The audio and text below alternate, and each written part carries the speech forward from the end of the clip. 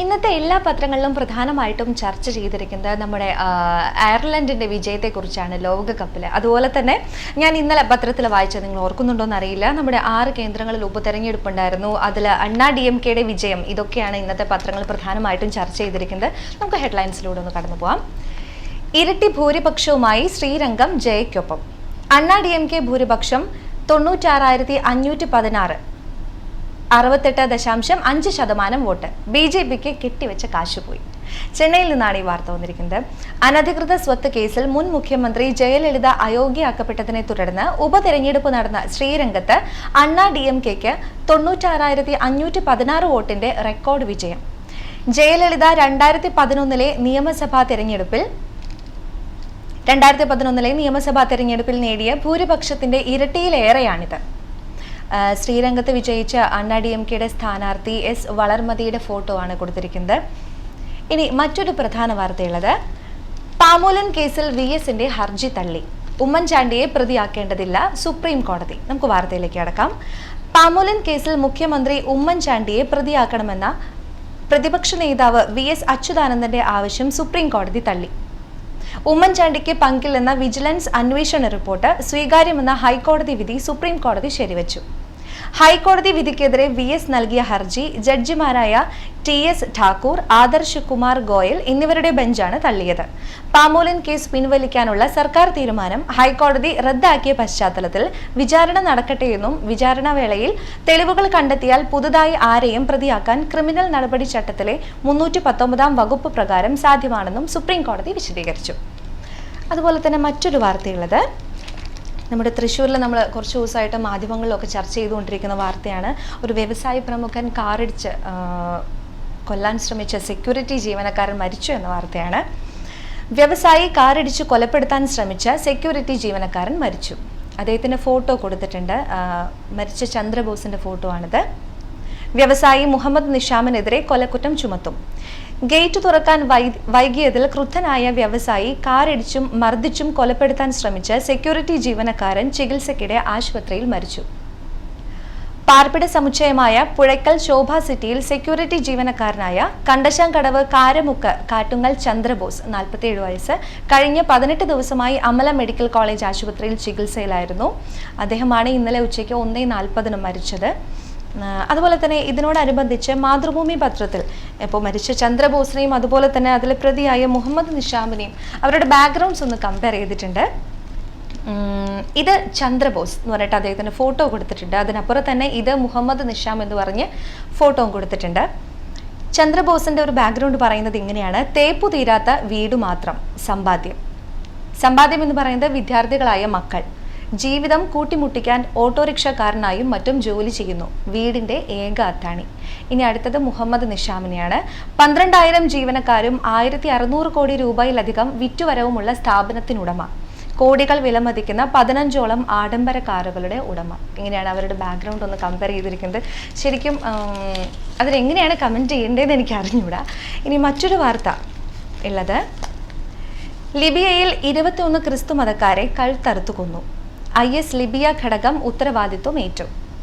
ഒരു ഫോട്ടോ കൊടുത്തിട്ടുണ്ട്. ബന്ദിയാക്കിയവരെ Islamic state ഭീകരർ കൊലപ്പെടുത്തുന്നതിന് തൊട്ടു മുമ്പുള്ള ദൃശ്യം എന്ന് പറഞ്ഞിട്ടാണ് ഫോട്ടോ കൊടുത്തിരിക്കുന്നത്. ലിബിയയിൽ ഈജിപ്ത് പൗരന്മാരായ 21 ക്രിസ്തു മതവിശ്വാസികളെ സുന്നി ഭീകര സംഘടന ഇസ്ലാമിക് സ്റ്റേറ്റ് കഴുത്തറുത്തു കൊന്നു. കഴിഞ്ഞ വർഷം ഡിസംബറിലും ഈ വർഷം ജനുവരിയിലും തട്ടിക്കൊണ്ടുപോയവരെയാണ് വധിച്ചത്. 21 പേരെയും വരിവരിയായി നിർത്തി കൊലപ്പെടുത്തുന്നതിന്റെ വീഡിയോ ദൃശ്യങ്ങളും IS ഇന്റർനെറ്റിലൂടെ പുറത്തുവിട്ടു. ശരിക്കും മനുഷ്യത്വരഹിതം എന്നൊക്കെ പറയാൻ തോന്നുന്നു അല്ലേ ഇത്തരത്തിലുള്ള പ്രവൃത്തികളെ. മറ്റൊരു വാർത്തയിലേക്ക് നമുക്ക് കടക്കാം. പ്രശസ്തനായ കാർട്ടൂണിസ്റ്റ് രജീന്ദർ പുരി അന്തരിച്ചു എന്നൊരു വാർത്തയാണുള്ളത്. അദ്ദേഹത്തിന്റെ ഫോട്ടോ കൊടുത്തിട്ടുണ്ട്. വിഖ്യാത കാർട്ടൂണിസ്റ്റ് രജീന്ദർ പുരി 81 വയസ്സ് അന്തരിച്ചു. ഹിന്ദുസ്ഥാൻ ടൈംസ്, സ്റ്റേറ്റ്സ്മാൻ എന്നീ ദേശീയ ദിനപത്രങ്ങളിൽ കാർട്ടൂണിസ്റ്റും ലക്കൌട്ട് വാരികയിൽ സ്ഥിരം പങ്ക്തിക്കാരനുമായിരുന്നു അദ്ദേഹം. ഇനി നമ്മൾ പോകുന്നത് സ്പോർട്സ് ന്യൂസിലേക്കാണ്. സ്പോർട്സ് പേജ് എന്ന് പറയുമ്പോൾ നിങ്ങൾക്ക് എല്ലാവർക്കും ഊഹിക്കാവുന്നതേ ഉള്ളൂ, ലോകകപ്പാണ് സ്പോർട്സ് പേജിൽ നിറഞ്ഞിരിക്കുന്ന വാർത്തകൾ മുഴുവനായിട്ടും ലോകകപ്പിനെ സംബന്ധിച്ചാണ്. നമ്മുടെ കഴിഞ്ഞ ദിവസം നടന്ന വിൻഡീസിനെതിരെ അയർലൻഡിന്റെ വിജയത്തെക്കുറിച്ചാണ് എല്ലാ പത്രങ്ങളും റിപ്പോർട്ട് ചെയ്തിരിക്കുന്നത്. ഐറിഷ് അട്ടിമറി എന്ന് പറയുന്ന തലക്കെട്ടോടുകൂടിയാണ് വാർത്ത കൊടുത്തിരിക്കുന്നത്. വിൻഡീസിനെ തോൽപ്പിച്ചത് 4 വിക്കറ്റിന്. മുൻ ചാമ്പ്യന്മാരായ മുൻ ചാമ്പ്യന്മാരായ വെസ്റ്റ് ഇൻഡീസിനെ 4 വിക്കറ്റിന് തകർത്ത് അയർലൻഡ് ലോകകപ്പ് ക്രിക്കറ്റിലെ ആദ്യ അട്ടിമറി നടത്തി. ഇതിനു മുൻപ് കളിച്ച 2 ലോകകപ്പിലും മുൻനിര ടീമുകളെ വീഴ്ത്തിയ ചരിത്രമുള്ള ഐറിഷ് പട ആധികാരികമായാണ് കരീബിയൻ കരുത്തിനെയും മറികടന്നത്. ഈ ലോകകപ്പിൽ ആദ്യമായിട്ടാണ് രണ്ടാമത് ബാറ്റ് ചെയ്യുന്ന ടീം ജയിക്കുന്നത്. ഫോട്ടോ കൊടുത്തിരിക്കുന്നത് അയർലൻഡ് ബാറ്റ്സ്മാൻ പോൾ സ്റ്റേർലിംഗിനെ സ്വീപ്പ് ഷോട്ടാണ് ഫോട്ടോയിൽ കൊടുത്തിരിക്കുന്നത്. ഇനി മറ്റൊരു വാർത്ത നമ്മുടെ IPL സംബന്ധിക്കുന്നതാണ് കേട്ടോ. IPL നമുക്കറിയാം, ക്രിക്കറ്റ് താരങ്ങളുടെ വില നിശ്ചയിക്കുന്ന IPL ലേലത്തിനെ കുറിച്ചാണ് ഒരു വാർത്ത. യുവരാജിന് 16 കോടി എന്ന് പറയുന്ന തലക്കെട്ടോടുകൂടിയാണ് വാർത്ത കൊടുത്തിരിക്കുന്നത്. IPL ലേലം യുവരാജിന് 16 കോടി, ദിനേശ് കാർത്തിക്കിന് 10 കോടി 5 ലക്ഷം, ഏഞ്ചലോ മാത്യൂസിന് 7 കോടി 5 ലക്ഷം. രണ്ടുപേരുടെയും ഫോട്ടോ കൊടുത്തിട്ടുണ്ട്. ടീം ഇന്ത്യയിൽ ഇടം കിട്ടിയില്ലെങ്കിലും പരിമിത ഓവർ ക്രിക്കറ്റിൽ വ്യക്തിമുദ്ര പതിപ്പിച്ച മുൻ Indian all rounder Yuvraj Singh Indian Premier ലീഗിലെ താരലേലത്തിൽ സൂപ്പർ താരമായി. IPL ചരിത്രത്തിലെ റെക്കോർഡ് തുകയ്ക്കാണ് ഡൽഹി ഡെയർ ഡെവിൾസ് UVയെ സ്വന്തമാക്കിയത്. 16 കോടി രൂപയാണ് UVക്ക് വില കിട്ടി. കഴിഞ്ഞ സീസണിൽ 14 കോടി രൂപയ്ക്കാണ് ബാംഗ്ലൂർ റോയൽ ചലഞ്ചേഴ്സ് യുവരാജിനെ ടീമിലെടുത്തത്. അതുപോലെ തന്നെ മറ്റൊരു വാർത്ത നമ്മുടെ മലയാളി താരങ്ങളെ സംബന്ധിക്കുന്നതാണ്. നമ്മുടെ IPL തന്നെ മലയാളി താരങ്ങൾക്കും നമുക്ക് വാർത്തയിലേക്ക് കടക്കാൻ തോന്നുന്നു. മലയാളി തിളക്കമായി പ്രശാന്തും ജിയാസും എന്ന് പറയുന്ന തലക്കെട്ടോടുകൂടിയാണ് വാർത്ത. പ്രശാന്തിനെ സൺറൈസേഴ്സ് ഹൈദരാബാദ് 10 ലക്ഷത്തിനും അതുപോലെ തന്നെ KK ജിയാസിനെ ഡൽഹി ഡെയർ ഡെവിൾസ് 10 ലക്ഷത്തിനുമാണ് സ്വന്തമാക്കിയത് അവരുടെ ടീമിൽ. IPL 8ാം സീസണിലേക്കുള്ള താരലേലത്തിൽ കേരളത്തിന് അഭിമാനമായത് P പ്രശാന്തും KK ജിയാസും. ഇരുവരെയും 10 ലക്ഷം രൂപയ്ക്കാണ് യഥാക്രമം സൺറൈസേഴ്സ് ഹൈദരാബാദും ഡൽഹി ഡെയർ ഡെവിൾസും സ്വന്തമാക്കിയത് എന്നിട്ടുള്ളൊരു വാർത്തയുണ്ട്. അതുപോലെ തന്നെ മറ്റൊരു വാർത്തയുള്ളത് സന്തോഷ് ട്രോഫിയെ കുറിച്ചാണ്. സന്തോഷ് ട്രോഫി ആദ്യ എതിരാളി ഗോവ എന്ന് പറഞ്ഞിട്ട് തലക്കെട്ട് കൂടിയാണ് ഞാൻ വാർത്ത കൊടുത്തിരിക്കുന്നത്. സന്തോഷ് ട്രോഫി ഫുട്ബോൾ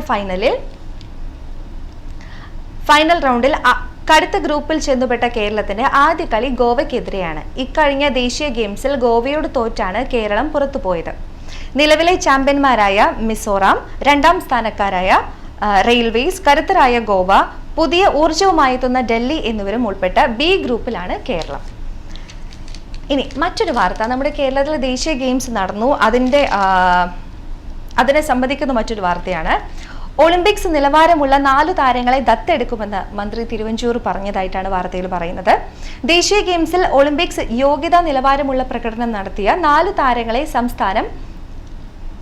സംസ്ഥാനം ദത്തെടുക്കുമെന്ന് മന്ത്രി തിരുവഞ്ചൂർ രാധാകൃഷ്ണൻ പറഞ്ഞു.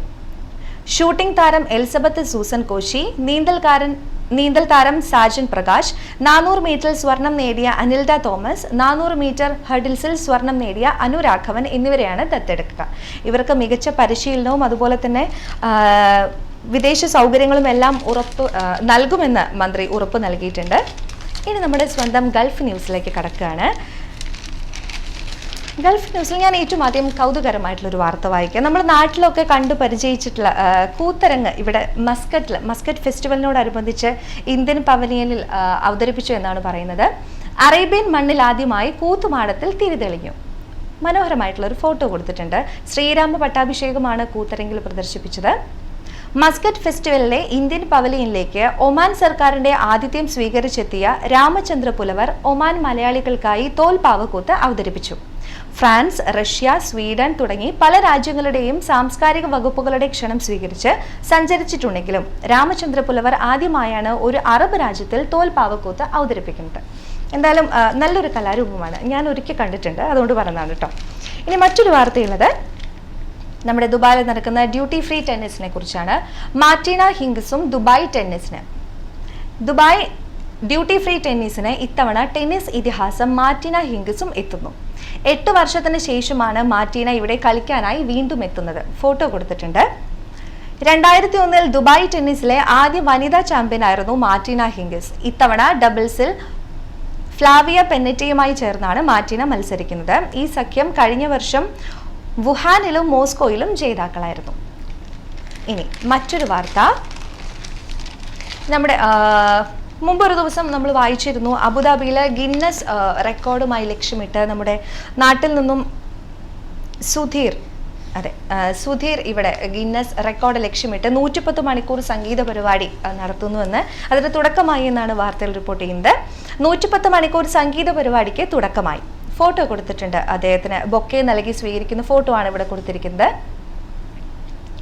ഗിന്നസ് ലോക റെക്കോർഡ് ലക്ഷ്യമിട്ട് യുവഗായകൻ പറവൂർ സുധീർ അവതരിപ്പിക്കുന്ന തുടർച്ചയായി 110 മണിക്കൂർ നിർത്താതെ നടത്തുന്ന സംഗീത പരിപാടിക്ക് ഇന്ത്യ സോഷ്യൽ സെന്ററിൽ തുടക്കമായി.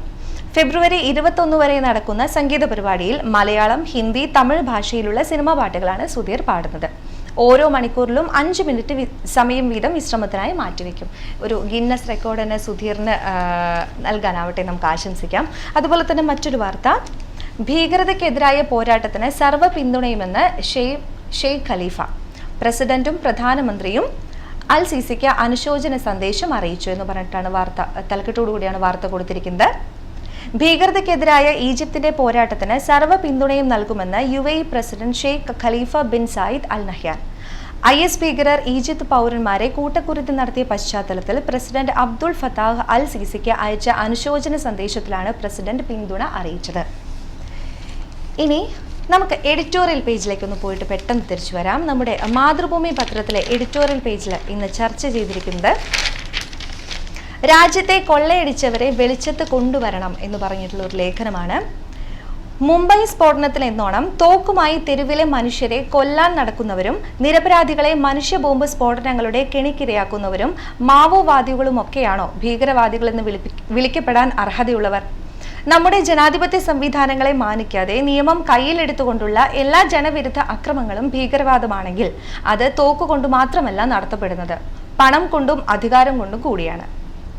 രാഷ്ട്രീയത്തിന്റെ സമ്പദ് വ്യവസ്ഥയെ ഉള്ളിലിരുന്നു കൊണ്ട് കാർന്നു തിന്നുന്ന കള്ളപ്പണം ഈ അവിശുദ്ധ സഖ്യത്തിന്റെ ഫലമാണ്. അതാണ് ഇവിടുത്തെ സമാന്തര സമ്പദ് വ്യവസ്ഥയെ സൃഷ്ടിച്ചിട്ടുള്ളത് എന്ന് പറഞ്ഞിട്ടുള്ള ഒരു ലേഖനമാണ് മാതൃഭൂമിയിൽ വന്നിട്ടുള്ളത്. ഇനി മലയാള മനോരമ പത്രത്തിലെ പ്രധാനപ്പെട്ട ഗൾഫ് ന്യൂസിലേക്ക് നമുക്ക് പെട്ടെന്നൊന്ന് പോവാം. പ്രധാനപ്പെട്ട ഗൾഫ് ന്യൂസിൽ ഒരു ദുബായിൽ നിന്നുള്ള ഒരു വാർത്തയാണ് റിപ്പോർട്ട് ചെയ്തിരിക്കുന്നത്. ശമ്പളമില്ല, വിസയും, 200-ലേറെ തൊഴിലാളികൾ ദുരിതത്തിൽ എന്ന് പറഞ്ഞിട്ടുള്ള ഒരു വാർത്തയാണ്. താമസ സ്ഥലത്ത് വൈദ്യുതിയും വെള്ളവുമില്ല, ഭക്ഷണം ഒരു നേരം മാത്രം. നാട്ടിലേക്ക് മടങ്ങാനാകാതെ മലയാളികളും. പലർക്കും കിട്ടാനുള്ളത് 10,000 മുതൽ 500,000 ദിർഹം വരെ. മാസങ്ങളായി ശമ്പളമില്ലാതെയും വിസ കാലാവധി അവസാനിച്ചതിനാൽ നാട്ടിലേക്ക് മടങ്ങാനാകാതെയും മലയാളികളടക്കം 200-ലേറെ തൊഴിലാളികൾ ദുരിതത്തിൽ. കരാമ ആസ്ഥാനമായി പ്രവർത്തിക്കുന്ന എഞ്ചിനീയറിംഗ് കമ്പനിയിലെ തൊഴിലാളികളാണ് വഴിയാധാരമായത്. ഇവരെയെല്ലാം മുഹസീന 2-ലെ വെളിച്ചം പോലും ഇല്ലാത്ത താമസ സ്ഥലത്ത് ആശങ്കകൾ പങ്കുവച്ച് കഴിയുകയാണിപ്പോൾ. താമസ സ്ഥലത്തെ വൈദ്യുതി വിച്ഛേദിച്ചിട്ട് 2 മാസമായി. കുടിവെള്ളം പോലും ഇടയ്ക്കിടെ മുടങ്ങുന്നു. ശമ്പളം ലഭിക്കാത്തതിനാൽ ഭക്ഷണം ഒരു നേരമാക്കി, അതും സന്നദ്ധ സംഘടനകളുടെ സഹായത്താൽ. തൊട്ടടുത്തുള്ള മലയാളിയുടെ ഗ്രോസറിയിൽ കടം കുമിഞ്ഞുകൂടി.